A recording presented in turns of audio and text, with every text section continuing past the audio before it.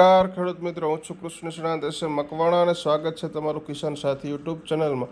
તો ખેડૂત મિત્રો, આજના વિડીયોમાં આપણે જણાવવાના છીએ કે જુનાગઢ કૃષિ યુનિવર્સિટી દ્વારા ખરીફ સિઝન માટે જે ટ્રુથફિલ બિયારણ ખેડૂત મિત્રો એની જાહેરાત બહાર પાડવામાં આવેલ છે, એટલે ક્યારથી લઈ શકાય એની વાત કરીએ આપણે ખેડૂત મિત્રો.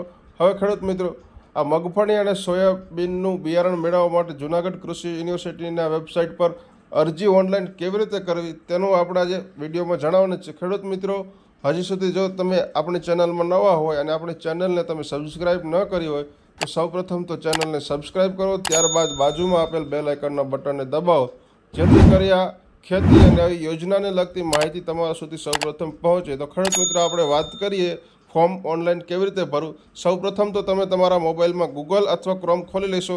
તો ખેડૂત મિત્રો, તેમાં www.jau.in પર ટચ કરવાનું રહેશે. ખેડૂત મિત્રો, સર્ચ કરો અને તમારે સૌપ્રથમ એ પહેલું આવી જશે. ખેડૂત મિત્રો, તેના પર તમારે ક્લિક કરવાનું રહેશે. ખેડૂત મિત્રો, તો આપણે એની પર ક્લિક કરીએ ખેડૂત મિત્રો, એટલે વેબસાઇટ ખુલી જશે એક. ખેડૂત મિત્રો, અહીંયા વેબસાઇટ ખુલી ગઈ છે. ખેડૂત મિત્રો, ધીરે ધીરે નીચે જતા જઈશું આપણે ખેડૂત ભાઈઓ. અહીંયા એનાઉન્સમેન્ટવાળા પર એનાઉન્સમેન્ટવાળું છે, અહીંયા વ્યૂ ઓલ પર ક્લિક કરીશું આપણે, એટલે ખુલી જશે. ત્યાં નીચે ખેડૂત ભાઈઓ, જુનાગઢ કૃષિ યુનિવર્સિટી દ્વારા ઉત્પાદિત વિવિધ જાતોના બિયારણની ઓનલાઈન નોંધણી કરવા બાબત એના પર ક્લિક કરવાનું રહેશે. ખેડૂત ભાઈઓ,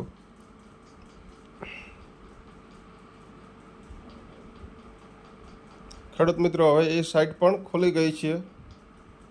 તો કે જોઈ શકો છો તમે, જુનાગઢ કૃષિ યુનિવર્સિટી દ્વારા ઉત્પાદિત વિવિધ જાતોના બિયારણની ઓનલાઈન નોંધણી કરવા બાબત. તો ખેડૂત મિત્રો, નીચે આના પર ક્લિક કરવાનું રહેશે. એના પર ક્લિક કરું ખેડૂત મિત્રો, એટલે ખેડૂત મિત્રો આ આખું ફોર્મ ખુલી જશે. આ બધી શરતો છે આપણે જેની આગળના વિડીયોમાં વાત કરી છે ખેડૂત મિત્રો. અને હવે આ ફોર્મ કઈ રીતે ભરવું ખેડૂત મિત્રો, એની નીચે થોડીક વિગતવાર વાત કરીએ ખેડૂત ભાઈઓ. તો કે અહીંયા ખેડૂતનું પૂરું નામ, એટલે ખેડૂત મિત્રો અહીંયા તમારું પૂરું નામ લખવાનું રહેશે. જે પણ નામ હોય તે લખવાનું રહેશે. ત્યારબાદ ખેડૂત મિત્રો, અહીંયા આધાર નંબર, એટલે તમારો અહીંયા આધાર કાર્ડ નંબર ખેડૂત મિત્રો લખવાનો રહેશે. ત્યારબાદ તમારે અહીંયા મોબાઈલ નંબર, એટલે કે તમારો જે મોબાઈલ નંબર હોય ખેડૂત મિત્રો એ તમારો લખવાનો રહેશે. એટલે આ ફોર્મમાં તમે જે મોબાઈલ નંબર લખશો ખેડૂત મિત્રો એ જમાં મોબાઈલ નંબર આવશે, એટલે જેથી કરીને સાચો નંબર હોય તે લખો ખેડૂત મિત્રો. અને ફરી ખેડૂત મિત્રો બીજો અહીંયા નંબર લખવો ખેડૂત મિત્રો. કોઈ કારણોસર તમારો નંબર ખેડૂત મિત્રો ડીએક્ટિવ કે બંધ હોય તો બીજા મોબાઈલ તમે જે નાખ્યો હોય તેમાં પણ મેસેજ આવ્યા હતી બીજો નંબર નાખવો ખેડૂત મિત્રો. અન્ય મોબાઈલ નંબર નાખો, બીજો મોબાઈલ નંબર ખેડૂત મિત્રો આપણે જો જરૂરી નથી ખેડૂત મિત્રો નાખવો હોય તો નાખવાનો અથવા નહીં નાખવાનો. ખેડૂત મિત્રો આગળ વાત કરીએ, આગળ અહીંયા જે મોબાઈલ નંબર નાખ્યો છે ખેડૂત મિત્રો અહીંયા જ ફરીથી કન્ફર્મ માટે નાખવો.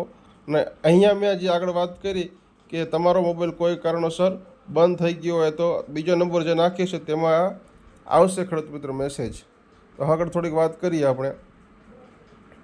અહીંયા તમારું અહીંયા ઈમેલ નાખવાનું રહેશે ખેડૂત મિત્રો. એ ફરજિયાત નથી, ઈમેલ આઈડી હોય તો નાખવું, નકર ન નાખો તો પણ ચાલશે.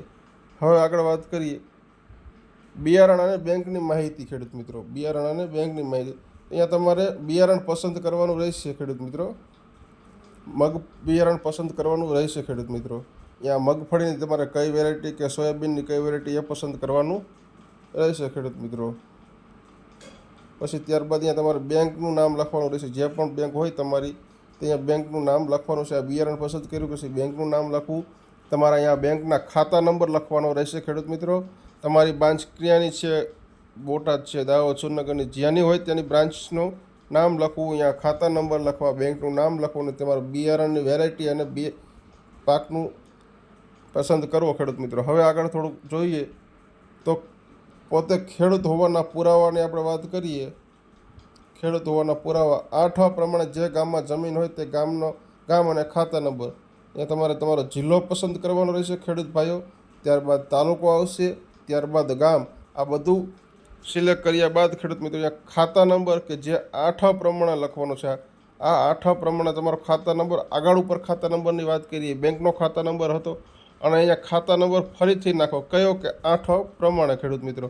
આટલું ખેડૂત મિત્રો બધું ભરી જાય ખેડૂત મિત્રો. ત્યારબાદ તમારે નીચે આવવાનું રહેશે અને અહીંયા ખેડૂત મિત્રો જે આ ચોરસ છે તેના પર તમારે ક્લિક કરવાનું રહેશે ખેડૂત ભાઈઓ. અને ત્યાર પછી લખેલું આવશે ખેડૂત મિત્રો અહીંયા આથી હું લખી આપું છું કે ઉપરોક્ત અરજી મેં જાતે કરેલ છે અને ઉપર મુજબની શરતો મેં વાંચેલ છે. જે શરતોને આધીન રહીને તે મુજબ બિયારણ લેવા સમયે અરજી તથા અરજીમાં દર્શાવેલ આધારોની નકલ રજૂ કરવા હું બંધાવું છું ખેડૂત મિત્રો. ત્યારબાદ અહીંયા આપેલો ખેડૂત મિત્ર કેપ્ચા તમારે અહીંયા આ બોક્સમાં ભરી દેવાનો રહેશે અને ત્યારબાદ ખેડૂત મિત્રો ફોર્મ સબમિટ કરવાનું આવી જશે. એટલે ખેડૂત મિત્રો અને બિયારણ મેળવવાની નોંધણી માટેની ઓનલાઈન અરજી તારીખ 18/3/26ના સવારે 9 કલાકથી તારીખ 30/3/26ના રાત્રિના 11 એટલે કે 12 વાગ્યા સુધી ચાલુ રહેશે ખેડૂત મિત્રો. તો ખેડૂત મિત્રો આજના વિડીયોમાં આપણે જણાવ્યું કે આ ટ્રુથફુલ બિયારણ મેળવવા માટે જુનાગઢ કૃષિ યુનિવર્સિટીનું ટ્રુથફુલ બિયારણ મેળવવા માટે ઓનલાઈન અરજી કે ઓનલાઈન ફોર્મ કેવી રીતે ભરવું. તો ખેડૂત મિત્રો આજના વિડીયોમાં તમને માહિતી કેવી લાગી તે જરૂરથી તમે કોમેન્ટમાં જણાવજો. જય જવાન જય કિસાન ખેડૂત મિત્રો, આભાર તમારો.